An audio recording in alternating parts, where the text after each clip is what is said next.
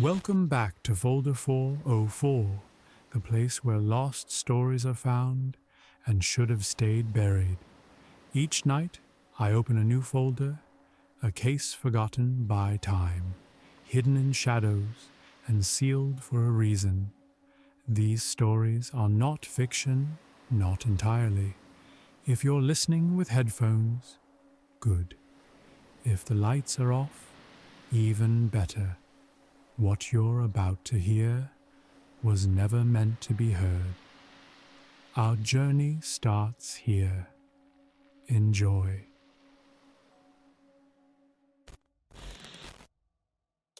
Dead air. The road to Black Hollow was just a name on old maps now.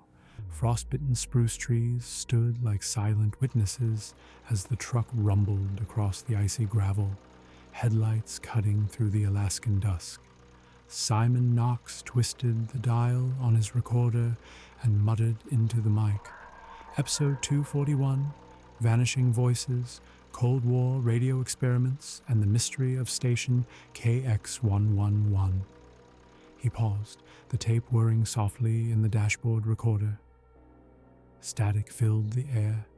He'd been chasing this story for months. Obscure government broadcasts, encrypted messages, the Cold War's buried experiments. It all pointed here, to a shuttered outpost nearly 40 miles from anything living.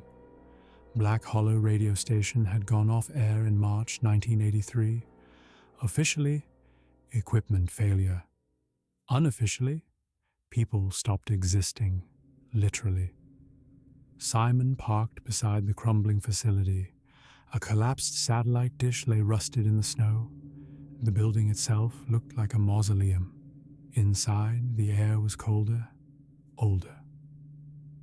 The main room was preserved in decay, reel-to-reel decks with tangled tape, transmission logs, faded mugs still stained with old coffee. On one desk sat a sealed metal case, labeled in cracked black marker, signal red, do not play.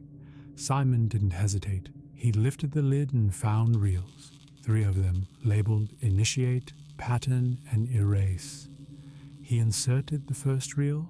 The moment the tape engaged, a sound, low and pulsating, filled the room. It wasn't a sound, not really. More like something remembering how to exist. That night, as he camped inside the station, Simon dreamed of corridors, gray, endless, where people stood frozen mid-sentence, mouths agape, eyes hollowed out. In the corner of each room, an old speaker crackled faintly, whispering his name. He awoke to snow falling through a broken skylight, and silence. No birds, no wind, not even static, just nothing. The next day, he found a broadcast journal, entries signed by a name he recognized, his own, but dated 1982. He flipped through, hands shaking. The notes spoke of broadcast patterns that rewrite recognition, reverse memory anchoring, signal-induced identity bleed. The last entry read, I can hear myself from inside the broadcast. It knows my voice. It's learning me. He ran out into the snow, gulping frozen air. Had he been here before? Was this not his first visit? Back inside, he played the second reel. Pattern. The tape hissed and looped a strange series of tones. His recorder blinked. Something was recording back. Suddenly, the old speakers lit up on their own. They whispered names, dozens of them, then fell silent. Simon checked his phone. No signal, no files, no saved episodes, no contacts, no name. His reflection in the black monitor glass stared back blankly, unsure. Was he still him? That night, his old podcasts, every episode, were gone from the internet. Listeners reported never hearing of him. Even his sister didn't return messages. Her number simply didn't exist. The last tape, erase, clicked into place. Simon hesitated. A voice came through the speakers, his own. Finish what we started. You are the frequency now. He pressed play. The lights dimmed, the tower outside groaned to life, antenna piercing the snow sky like a finger to the void. His voice warped across the reel, broadcasting into dead air, but something answered. A tone returned, wet, pulsating, wrong, as if spoken by forgotten mouths. Simon tried to speak, tried to move, but he was already unraveling. Memories slipped like frost from glass. Names vanished. He could no longer recall where he was born, or if he ever had been. He screamed, but it came out as static. Then he was gone. Now, sometimes, late at night, if you scan through dead AM frequencies in the frozen dark, you might hear him, a voice beneath the static, calling out in fractured syllables, trying to remember itself, trying to remember you. But don't listen too long. The signal learns, and once it knows your voice, it never forgets. You're still here. Good. That means the story didn't scare you off. Or maybe it did, and you're already changing. But don't stop now. There's another folder. It hums when no one's listening. It remembers your name. Let the next voice crawl into your ears. The next story is already watching you. Go ahead. Open it. Folder 404 continues. The Hollow Guest. A folk horror story set in famine-era Ireland. The wind moaned low across the bogs as the sun sank behind the withered hedgerows, casting long shadows on the stone walls of the O'Hanlon home. It wasn't much, a slanting cottage of damp thatch and soot-darkened stone, but it was theirs. Inside, Maeve O'Hanlon stirred a thin pot of barley and nettles, the scent bitter and metallic. Her hands, raw and red from the cold, trembled slightly as she counted the bowls, one for each of her children and a smaller one for herself. The eldest, Seamus, only 12, sat near the hearth with his arm curled protectively around little Niall, who coughed and clung to him in his sleep. The middle girl, Bridget, stared listlessly out the window, eyes sunken but alert, watching the horizon like a hound scenting something wrong. Her husband, Ciaran, hadn't returned from the bog since dawn. The silence stretched too long, and though Maeve didn't speak it aloud, something in her bones told her he never would. It was nearing full dark when a knock came at the door. Not a bang, not a rap, just scratching like fingers on wet wood. Then a voice, velvet smooth but half drunk with some strange lilt. Is there a soul alive within? Maeve hesitated, crossed herself, and opened the door.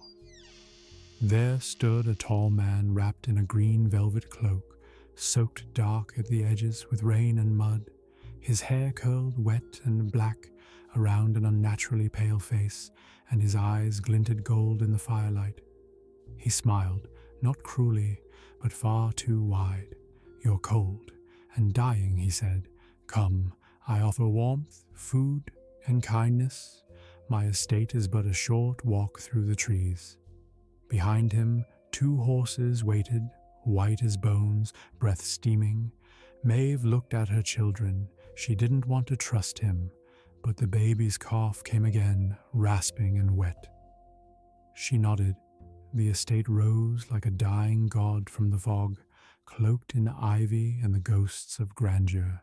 Stone lions watched from crumbling plinths, and shattered windows blinked like dead eyes.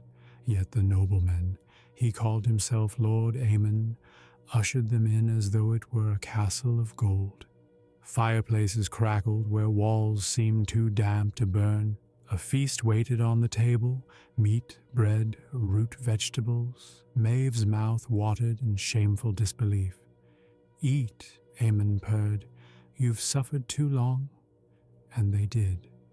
That night, long after the fire had burned low and the rain scratched gently against the broken panes, Maeve awoke to a sound, scratching from inside the walls. She lay still, breath shallow, a whimper from Niall, a creak of a floorboard in the next room. In the moonlight, she saw Bridget, standing beside the hearth, eyes wide, fingers twitching in some mimicry of ancient prayer. Her lips moved, murmuring something soft and unintelligible. "Bridget," Maeve whispered. The girl's head turned slowly. "And bóhfuil tú ag eistasht?" she asked. Her voice was layered, young and old, child and corpse. "Ta siad fos an seo." They are still here. In the following days, the change deepened. Seamus, who once carried Niall everywhere, now sat in the cellar for hours, speaking to shadows. He said they told him stories about battles, famine, old gods buried beneath tree roots. "They said we belong here, ma'am," he whispered. "They remember us. We remember them." Maeve tried to leave once, dragging the children back toward the road, but the path twisted, folded back into itself, always leading again to the rotted gates of the estate. Lord Aemon watched from a high window, unmoving. She found the first bone behind the pantry wall, small, child-sized. Then more, beneath floorboards, behind hearthstones, skulls with bite marks, tiny ribs twisted as if in agony. Mass grave, she thought, beneath it all, beneath us. And the walls, they breathed, they pulsed. At night she heard lullabies in a tongue she'd never learned, and yet understood. Bridget said they had come from the hollow hills, and they had returned. One morning, Maeve woke to silence, the kind of silence that only comes when you are truly alone. She ran through the corridors, empty bed, cold hearth. She followed muddy footprints into the west wing, where a bricked-up room had been broken open. Inside, a vast chamber, no roof, just moss and stone and bones arranged like seats. The children stood in a circle, Aemon at the center, arms outstretched. His skin flickered like flame, his glamour breaking in pulses, revealing a creature of bark and bone and hunger, mouth full of teeth like needles. "They always come back," he said gently. "This land remembers its own."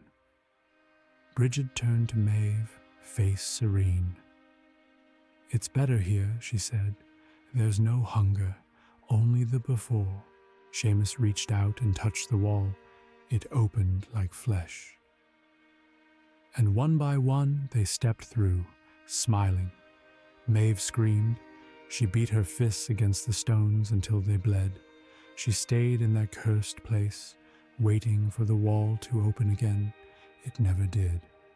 By spring, the estate had vanished from the map. No locals dared pass the tree line. They said the earth there was sour, unnatural. The trees grew twisted, and at night, if the wind was just right, you could hear children laughing or scratching. Just behind the walls, they remember us. We belong here.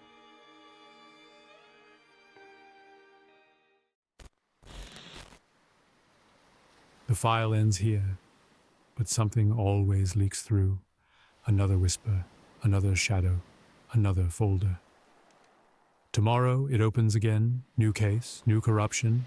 Until then, keep your lights low, keep your headphones on, and if something calls your name, don't answer.